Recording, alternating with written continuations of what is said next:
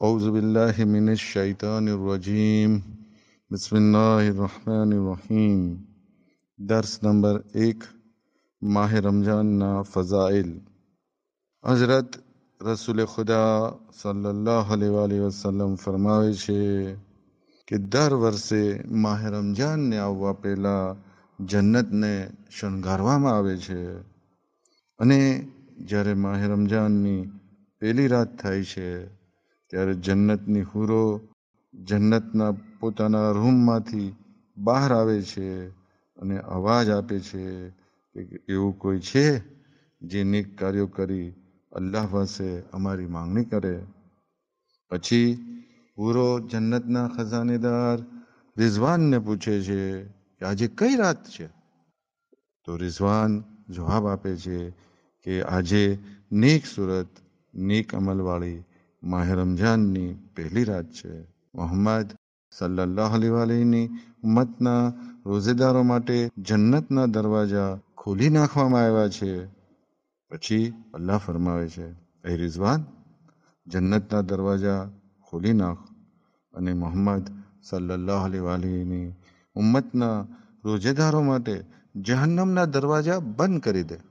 પછી અલ્લાહ જિબ્રાઈલને કહે છે, એ જિબ્રાઈલ, જમીન ઉપર જઈ શૈતાનોને પકડીને સાંકળમાં જકડી તેના ગળામાં તોક નાખી દે, જેથી તેઓ મારા હબીબ મોહમ્મદ સલ્લલ્લાહુ અલૈહિની ઉમ્મતના રોજેદારોના રોજાને ખરાબ કરી ન નાખે.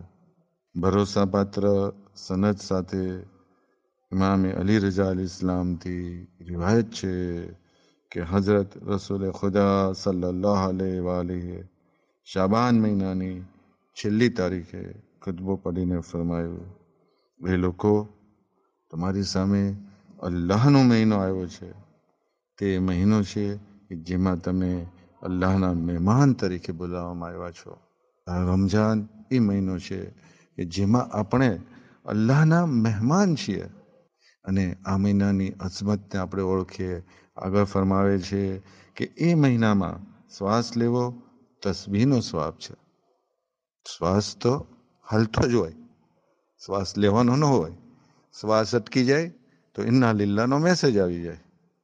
તો આટલી ફજીલત છે માહ રમજાનની કે અગર આપણે શ્વાસ લઈએ છીએ તો અલ્લાહ શ્વાસે શ્વાસે તસ્બીહનો સ્વાબ આપે છે. આગળ ફરમાવે છે, સૂવું ઇબાદત છે. આ મહિનામાં તમારા અમાલ કબૂલ છે, તમારી દુઆઓ કબૂલ છે. માટે પરવરદિગારે આલમ પાસે ગુનાહથી પાકીઝા દિલ અને ખરી નિયતથી સવાલ કરો કે અય માલિક, તું અમોને રોજા રાખવાની અને કુરાને શરીફ પડવાની તૌફીક અતા ફરમાવ. આ માહ રમજાનમાં કમ સે કમ દરરોજ એક સુફારો તો કુરાને મજીદની તિલાવત જરૂર કરવી જોઈએ. આનાથી ઓછું તો ઇન્શાઅલ્લાહ ન હોવું જોઈએ. એક સુફારો તો કમ સે કમ. અને રસૂલ એ જ કહે છે કે તમે દુઆ માંગો કે રોજા રાખવાની અને કુરાન પડવાની તમને તૌફીક અતા ફરમાવે. પછી આગળ ફરમાવે છે, ખરેખર શકી અને બદ આકિબત એ શખ્સ છે કે આ અઝીમ મહિનામાં ખુદાની બખ્શિશથી મહેરૂમ રહે. આખો મહિનો વયો જાય, ન અલ્લાહની નજદીક આવે ન કાંઈ, અને બીજા મહિનાઓની જેમ વયો જાય અને અલ્લાહની બખ્શિશથી મહેરૂમ રહે તો એ શખ્સ શકી, બદ આકિબત અને બદબખ્ત છે. પછી આગળ કહે છે, તમો આ ભૂખ અને તરસથી કયામતની ભૂખ અને તરસને યાદ કરો. બપોરના બરાબર 3 વાગ્યા હોય, ભૂખ બી લાગી હોય, ગરમી છે, પ્યાસ બી લાગી હોય, પરંતુ હજી આપણે 7, સવા 7 થશે, ઇફ્તારનો ટાઈમ થશે, આપણે ઠંડુ ચા, શરબત, કોલ્ડ ડ્રિંક બધું પી અને રોજો ઇફતાર કરશું. પણ એ દિવસને યાદ કરવાનું કહે છે રસૂલ, કે જે દિવસ કુરાન કહે છે કે કયામતનો દિવસ 50,000 વર્ષનો હશે. તો એ દિવસે શું હાલત થશે? અગર આપણે યાદ કરશું તો આપણે શરીયત ઉપર અમલ કરવાની વધારે કોશિશ કરશું, હરામથી બચવાની કોશિશ કરશું. એટલે રસૂલ કહે છે કે તમે આ ભૂખ અને તરસથી, કયામતની ભૂખ અને તરસને યાદ કરો આગળ કહે છે, મિસ્કીનો તથા ફકીરોને સદકો આપો, વડીલોને માન આપો, નાનાઓ ઉપર રહેમ કરો, સગાવાલા સાથે મહેરબાની રાખો, અને જે કંઈ બોલવું યોગ્ય ન હોય તેનાથી જીભ બંધ રાખો. જેના ઉપર નજર કરવી હલાલ નથી તે જોવાથી આંખ બંધ રાખો, ને જે કંઈ સાંભળવું હલાલ નથી તે સાંભળશો નહીં. આગળ ફરમાવે છે રસૂલુલ્લાહ સલ્લલ્લાહુ અલૈહિ વસલ્લમ કે પોતાના ગુનાહોથી અલ્લાહ પાસે માફી માંગો. નમાજના સમયે દુઆ માંગવા માટે અલ્લાહ સમક્ષ હાથ ઊંચા કરો, કારણ કે તે સૌથી શ્રેષ્ઠ સમય છે. એ સમય અલ્લાહ તાલા પોતાના બંદાઓને રહેમતની નજરે જુએ છે.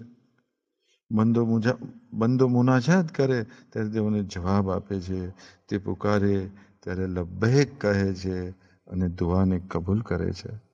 નમાજનો ટાઈમ એવો ટાઈમ છે કે જ્યારે આપણી દુઆ કબૂલ થવાના ચાન્સીસ ખૂબ વધારે હોય છે.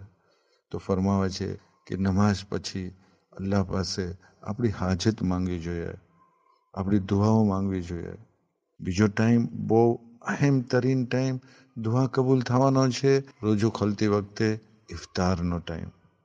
આપણે જ્યારે માહે રમજાનમાં ઇફતાર કરવાનો ટાઈમ થાય તો ફટાફટ ઇફતાર ન કરવો જોઈએ, પરંતુ 2 મિનિટ 3 મિનિટ આપણી હાજત, આપણી દુઆઓ અલ્લાહ પાસે માંગવી જોઈએ.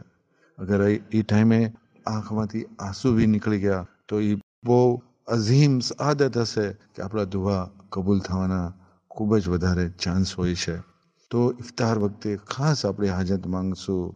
બીજા કોઈ મોમિન તકલીફમાં હોય તો એના માટે દુઆ કરશું, કેમ કે અગર આપણે બીજા માટે દુઆ કરશું તો એ દુઆ આપણા હકમાં અલ્લાહ પણ જરૂર કબૂલ કરે છે.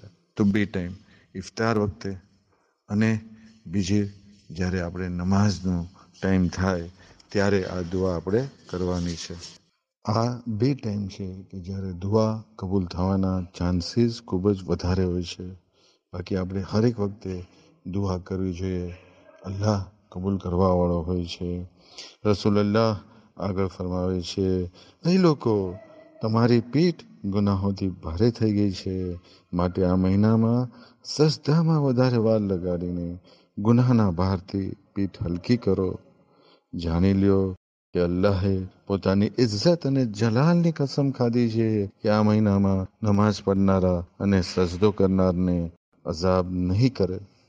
એટલું જ નહીં, કયામતના દિવસે તેઓને જહન્નમની આગથી ડરાવશે પણ નહીં. ઇન્સાન અલ્લાહની નજદીક સૌથી વધારે ક્યારે હોય છે? ઇન્સાન અલ્લાહની નજદીક સૌથી વધારે ત્યારે હોય છે જ્યારે એ સજદામાં હોય છે. જ્યારે આપણે સજદામાં હોઈએ છીએ ત્યારે અલ્લાહની સૌથી નજદીક હોઈએ છીએ. તો આપણે હંમેશા લાંબા લાંબા સજદા કરવાની આદત પાડવી જોઈએ. આપણે કોશિશ કરવી જોઈએ 2 મિનિટ 5 મિનિટ કે તેનાથી વધારે લાંબો સજદો કરીએ, કેમ કે સજદામાં આપણે અલ્લાહની સૌથી નજદીક હોઈએ છીએ. સજદામાં ઇસ્તિગફાર કરીએ, આપણી હાજત માંગીએ, આપણી દુઆઓ માંગીએ, કેમ કે આપણે અલ્લાહની નજદીક હોઈએ છીએ. અગર આ આદત આપણને પડી ગઈ તો દુનિયા અને આખિરતમાં ઇન્શાઅલ્લાહ આપણે કામયાબ થઈ જશું.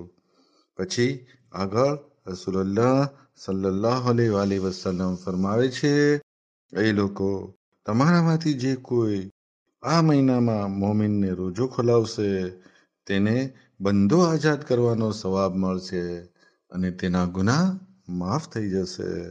આ સાંભળી કોઈ સહાબીએ અરજ કરી, યા રસૂલલ્લાહ, અમો સર્વે એટલી શક્તિ નથી ધરાવતા, એટલે અમારે આગળ નથી હેસિયત કે અમે જમવાનું જમાડી શકીએ.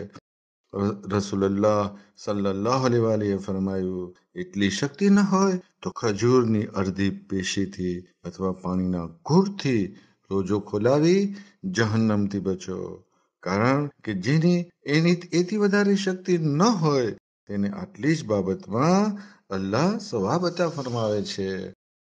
અલ્હમ્દુલિલ્લાહ, આપણી આગળ એવી હાલત નથી કે આપણી આગળ આટલી ગરીબી હોય કે અડધી ખજૂરની પેશીથી રોજો ખોલાવવો પડે.